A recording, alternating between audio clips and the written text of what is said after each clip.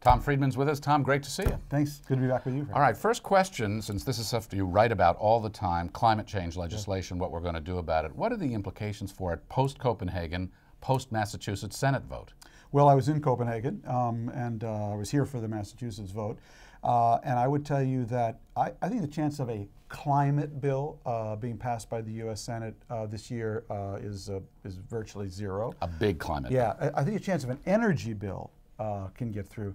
But a bill that's really focused on addressing climate change, I don't think can get through the U.S. Senate absent the perfect storm. What is the perfect storm? A storm that's big enough to end the climate debate, but not so big as to end the world. What does that mean? A gigantic I mean a gigantic storm, exactly. I don't know. A real storm. The mother of all storms. I call it the perfect storm. Big enough to end the debate, but not so big as to end the world. Yes, please. Exactly. For those who don't follow it super closely, distinction between the energy bill and the climate bill? The energy bill would focus, I think, on two things, Frank. Energy efficiency standards, national, that would drive a lot of innovation, and a national renewable portfolio standard that would mandate how much renewable energy every state utility in the country would have to produce. Europe today has a big advantage over us. 300 million people, right. One standard. America, 50 states, 26 standards, and some have none at all. We need a national standard that would drive innovation. Tom, you were in Copenhagen with the advantage of a little distance in the rearview mirror. It's been written up as a failure, disaster. Your take? You know, you and I covered diplomacy at the same time. So I go back a long way. Been to a lot of conferences, arms control, Arab Israel, financial, OPEC. Worst conference I've ever been to in my life. Worst one ever? Without question, the most disorganized, from the fact that some people had to wait 9 hours in line to get their credentials.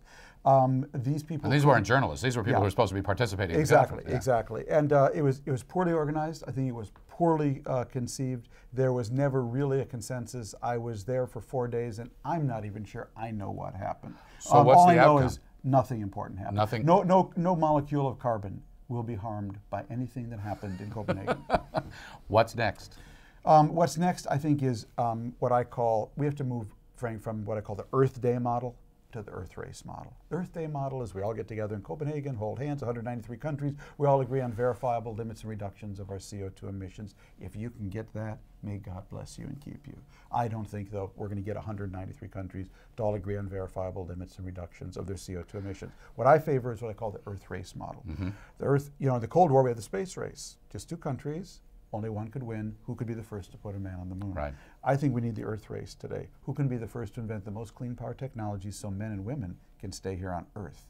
I want America racing Europe, Europe racing Japan, Japan racing China, China racing India. I think we will get there through competition much faster than we'll ever get by some global mandate. They've got to see what's in it for them. Exactly. It's got to be eternally driven. All right, here's what I want to ask you, though. Come out of Copenhagen with not much to show for it. What turns that around, absent your perfect storm? Where's the, you know, is it a popular uprising? Yeah. Is it Vox Populi that's out there? Well, I think what turns it around is self-interest. And that's really what I've been trying to drive in my own work. So, you know, I'll do this later here at school. But I hold up my book called Hot, Flat, and Crowded. Some people say, I don't believe in hot. Oh, you don't believe in hot? No problem. Got an eraser? Okay. Let's just take hot off. Just in a flat and crowded world. What does that mean? A world going from 6.7 billion people to 9.2 billion, more and more of whom want to live like us. Just in that world, the demand for clean power, clean water is going to go through the roof. What does that mean? It's the next great global industry. I know that, Frank. As sure as I know, there's a nose on my face. What I don't know is who's going to lead it.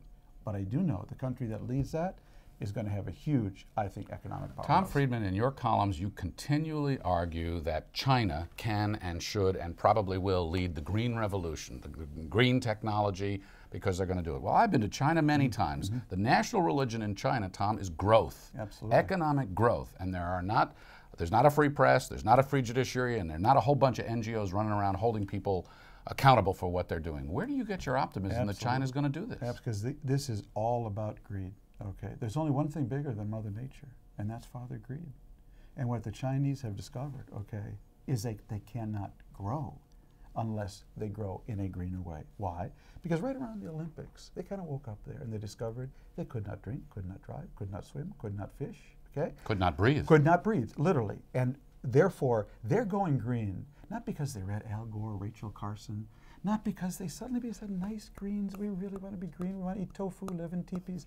They're going green, okay, because they know they cannot grow otherwise. So they're going green, Frank, out of necessity. Yeah, well, I'm not sure. You know, I've been there, and I see a lot of places that aren't going green because they want to grow first. Yeah, that's actually not what's happening nationally. China's going to build 50 nuclear plants between now and probably the next about 15 years. It has the most advanced clean coal technology in the world. It will be the world leader in solar and wind power within the next year.